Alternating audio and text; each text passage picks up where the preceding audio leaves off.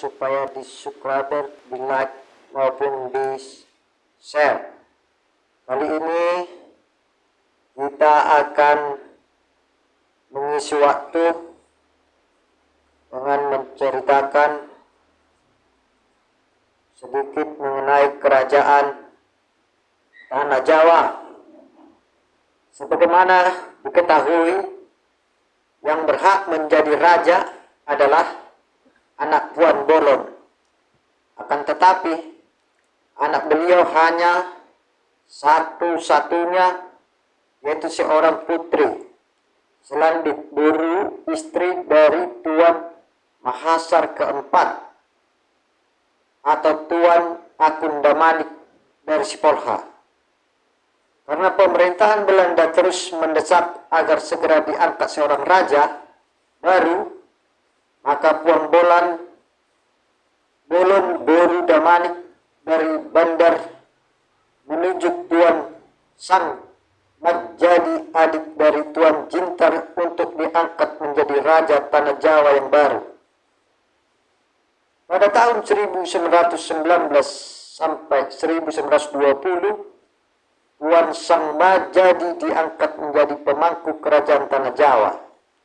Pada tanggal 27 Juli 1921, Tuan Sang Majadi menandatangani Korte Verklaring yang kemudian disahkan oleh pemerintah tertinggi Belanda dengan Government Beslut nomor 23 bulan Januari 1922. Sejak penandatanganan Korte Verklaring tersebut, maka telah sahlah Tuan Sang Majadi menjadi raja ke-11 kerajaan Tanah Jawa. Mengenai wilayah kerajaan Tanah Jawa, daerah Tanah Jawa berdasarkan keputusan pemerintah tanggal 8 Juni 1891 nomor 21 masuk ke dalam Keresidenan Pantai Timur Sumatera.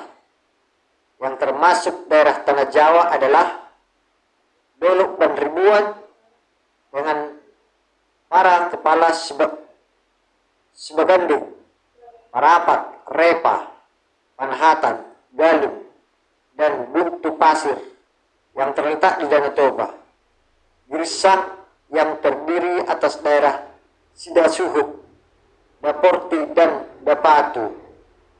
Sipangan Bolon yang terdiri atas daerah Sidasuhut, Daporti, Dapitu, dan Ompo Raja Dingin. Corlang Hataran dan Selempuya bisa kita lihat dari kerajaan Tanah Jawa. Di bawah kerajaan mengaungi dua, yaitu distrik dan perbapaan. Di bawah distrik Nagori dan di bawah Nagori Huta. Sedangkan di bawah perbapaan adalah Harajaan. Bisa kita lihat di Purba Tambak Sejarah Simalungun. Ini salah satu denahnya, bisa kita dapat ya. Kerajaan Tanah Jawa terdiri dari 3 distrik, yaitu 1. Distrik Dolok dan Ribuan, ibu kota 3 Dolok, dikepalai oleh Tuan Muntahan Sinaga, meninggal pada waktu terjadinya revolusi sosial tanggal 3 bulan 3 1946, dibantu oleh anaknya Tuan Hormajawa Sinaga. 2. Distrik Corlang Hataran, ibu kota 3 Balatan, dikepalai oleh Tuan Rotahalam Sinaga, kemudian dipangku oleh Tuan Jonaihut Sinaga, dan pada tahun 1940 digantikan oleh Tuan Bisara Sinaga. 3. Distrik Bosar Maligas, ibu kota Bosar Maligas atau Pasar Baru, dikepalai oleh Tuan Johan Sinaga dan kemudian digantikan oleh Tuan Kaliasan Sinaga. 4. Kemudian pada tahun 1940 dibentuk daerah distrik administratif di Girsang Sipangan Bolon, ibu kota Parapat, dikepalai oleh Tuan Sarma Hatta Damanik. Sebelumnya daerah ini adalah daerah perbapaan yang langsung berurusan dengan Raja Tanah Jawa. Inilah bisa kita lihat wilayahnya ya, gambarnya atau mapnya.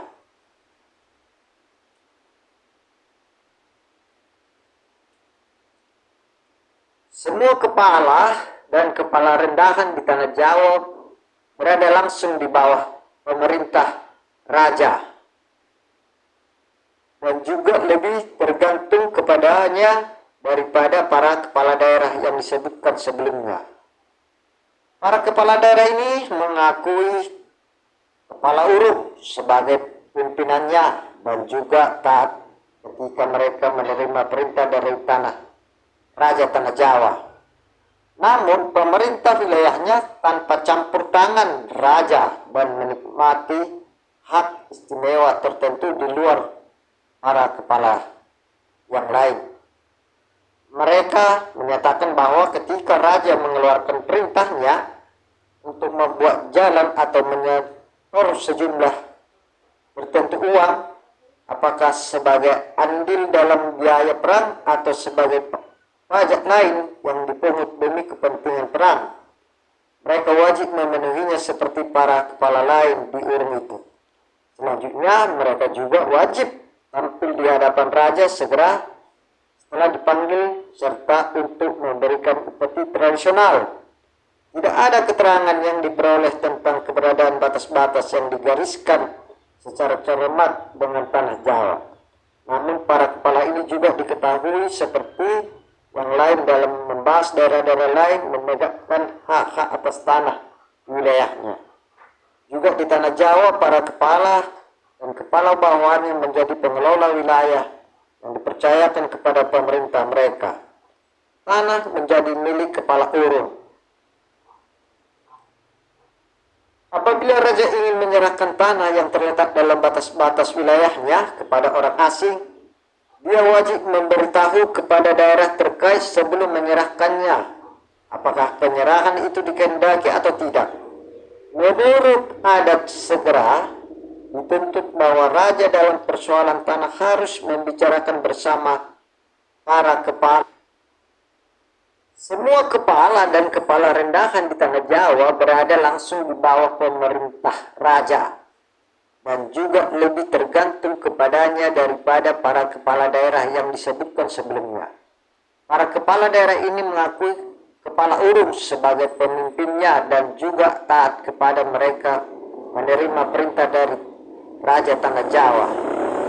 Namun memerintahkan wilayahnya tanpa campur tangan raja dan menikmati hak-hak istimewa tertentu di luar para kepala yang lain. Mereka menyatakan bahwa kepala raja mengeluarkan perintahnya untuk membuat jalan dan menyetor sejumlah tertentu uang, apakah sebagai andil atau biaya perang atau sebagai pajak lain yang dipungut demi kepentingan perang. Karena kini raja kepala urung tidak pernah memiliki kekuasaan mutlak atas tanah urung dan harus meminta persetujuan para kepala terkait, nampaknya bisa dijelaskan bahwa orang akan mengatakan tanah itu menjadi milik raja dan kepala terkait. Dengan demikian juga bisa diduga tentang hak milik tanah di daerah yang disebutkan itu.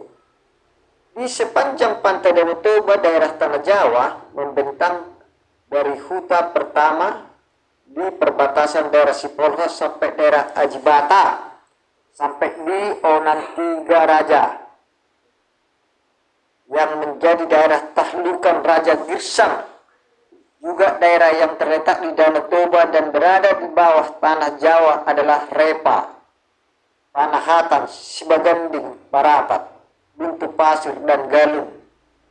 Daerah Girsang dan Sipangan Bolon yang terletak antara pegunungan tinggi Sibatu Loteng dan Simanuk-Manuk dengan Danau Toba membentang sampai ke belakang daerah Airi yang merdeka dan hanya dipisahkan dengan sederetan tanah sempit yang mencakup daerah Sibisa, Motun, Ajibata yang merdeka dengan pantai Danau Toba. Daerah Girsang dan Sipangan Bolon juga termasuk tanah Jawa dan mengakui Raja Tanah Jawa sebagai penguasa yang sah. Selain daerah-daerah mereka tersebut, daerah Jongi Nihuta, Enggang, Gopan, Sigaun, dan sebagian Uluhan yang juga merdeka merupakan deretan daerah kecil yang memisahkan tanah Jawa dari tanah Batak yang dalam lembaran negara 1892 nomor 279 berada di bawah pemerintahan langsung Gubernur Pada masa prakolonial, hak-hak atas tanah berawal dari pembukaan huta yang selanjutnya berkembang menjadi urung yang dibentuk oleh marga tertentu. Marga pendiri huta inilah yang memiliki hak atas tanah-tanah tersebut.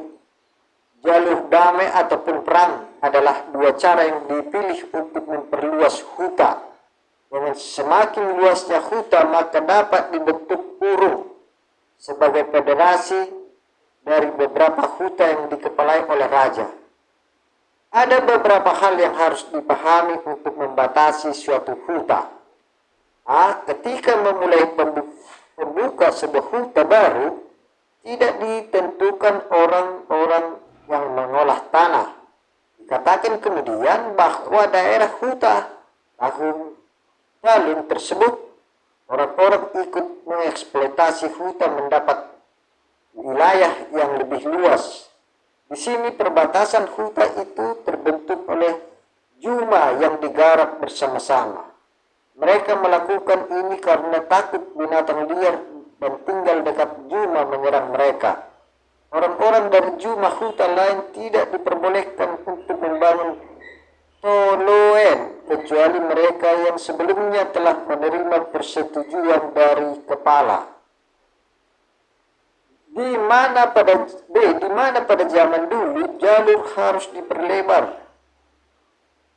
Jalan harus diperlebar. Hal ini dilakukan oleh orang-orang dari huta yang berbeda, berjalan-jalan melalui lalang. Kadang-kadang lembah dan gunung atau pemisahan alami antara dua huta ini dianggap oleh penduduknya sebagai batas tetap yang mungkin tidak dilewati dalam pembangunan juma. Meskipun begitu, masyarakat tidak memiliki batas-batas relatif terhadap huta lain. Dalam hal ini, orang-orang dari huta diizinkan membangun juma mereka bersama-sama.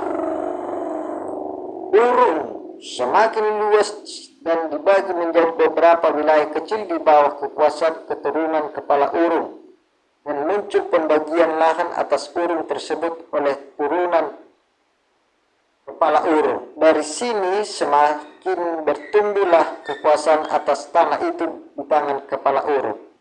Hak-haknya atas tanah di urung semakin besar hingga raja dianggap penguasa dan pemilik tanah liar yang belum dibuka. Dari sini timbullah pendapatan apapun yang berada di atas tanah tersebut menjadi hak milik raja.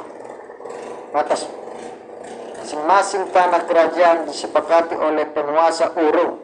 Jika terjadi sengketa antara masing-masing kerajaan, akan diselesaikan antara raja yang bersengketa. Tanah-tanah yang ada di kerajaan Simalungun dibatasi oleh gunung, lembah, sungai, bukit, ataupun alang-alang yang telah dipilih. Tanah di Simalungun dimiliki secara komunal oleh marga penguasa atas huta tersebut. Dalam suatu kekuasaan, kepala urung atas wilayahnya disanggah oleh pasalnya. Hal ini terjadi di tanah Jawa pada tahun 1891 sampai 1892 terhadap Raja Tanah Jawa di Pematang, Tanah Jawa. Bila muncul pembangkangan wakil raja di daerah asalnya, maka raja berhak menurunkan dari posisinya dan menggantikannya dengan orang yang dianggap patuh kepadanya. Van Dijk menegaskan bahwa tanah di Simalungun kecuali Galunggung dikuasai oleh Raja Urung sebagai penguasa Urung. Hak atas tanah-tanah tersebut dilegasikan pada wakil-wakilnya para Partuanon di daerah-daerah dengan catatan bahwa mereka harus memperhatikan kepentingan umum warga. Meskipun raja bertindak sebagai kepala urun, raja wajib berunding terlebih dahulu dengan para Partuanon, para kepala daerah serta bawahannya, yang tanpa persetujuan mereka raja tidak bisa memutuskan pemberian tanah kepada masyarakat. Ketika Partuanon ingin menyerahkan lahan di daerahnya untuk membangun huta baru, maka terutama adalah mendapatkan izin dari raja dengan menyebutkan nama orang yang mereka tunjuk sebagai kepala huta baru. Pihak yang diberi hak menguasai oleh raja diwajibkan mengabdi kepada raja dengan membayar pajak dan kerja wajib. Orang yang diberi hak memberikan pajak tanah yang disebut bunga tanah kepada kepala huta atau pengurus. Kepala huta bisa mengolah tanah itu atau menyerahkan pengolahannya kepada orang lain untuk digarap. Akan tetapi raja tidak bisa mengalihkan haknya kepada orang lain untuk digarap. Untuk itu si penggarap yang meninggalkan kampungnya harus membayar denda yang ditentukan oleh kepala urung. Namun bila masih berada dalam urung yang sama, pembayarannya dikenakan setengah dari jumlah yang ditentukan kepala urung. Selama dia berada di luar tanah itu, maka rumah dan pekarangan menjadi gayang tading, dan mereka bisa tetap menggarap tanahnya. Ketentuan tanggal pelarian ini berada di setiap urung di Simalungun. Kewajiban ini dibayarkan kepada raja dan Partuanon sampai kepada kepala kampung sebagai birokrasi pemerintahan paling bawah di urung tersebut. Ketika seorang warga tanpa pemberitahuan yang dituntut meninggalkan tanahnya, maka tanahnya akan hilang dan tanamannya menjadi hak milik raja. Tanah-tanah yang tidak digarap dibagi menjadi 3 bagian, yaitu tombak, hutan belukar atau tanah yang tidak pernah dibuka atau tidak lagi ada bekas pembukaannya. B. Harangan, tanah yang kembali menjadi liar namun yang masih bisa ditemukan beberapa bekas penggarapan. C. Galunggung, tanah yang baru saja dibuka namun belum lama ini ditinggalkan lagi dan pemiliknya bisa diketahui. Di antara tanah-tanah yang tidak digarap hanya ada di beberapa yang digunakan untuk pengumpulan produk hutan atau untuk tujuan khusus lainnya, seperti untuk lahan perburuan atau pengembalaan. Juga biasanya diduga di daerah tempat hutan dibangun di hutan, bahwa di sekitar hutan tidak bisa ditebangi sampai jarak 60 sampai 100 padem, yang terutama demi kepentingan keamanan tempat itu. Selanjutnya, hutan menjadi tempat kuburan umum bagi orang kecil. Seperti halnya hutan ini, pembukaan beberapa petak tanah kecil yang tertutup tetap ada di mana orang memberikan penghormatan dan sesaji kepada sinumba atau roh-roh lain. Dari hutan tidak ada yang bisa diperoleh. Tempat-tempat suci, beberapa hutan besar ditemukan dan masing-masing memiliki nama. Pergantian tanah sangat banyak terjadi di daerah di mana tanaman tebu berdiri di lahan kering atau ladang. Sementara pergantian ini tidak disebutkan pada sawah basah. Biasanya suatu ladang ditanami selama 3 tahun dan kemudian pertukaran tanah terjadi. Jika suatu ladang ditinggalkan, maka tidak ada yang dikembali karena orang lebih suka mengolah tanah baru yang masih banyak tersedia daripada mulai membersihkan tanah kosong, belukar dan anak-anak yang tumbuh.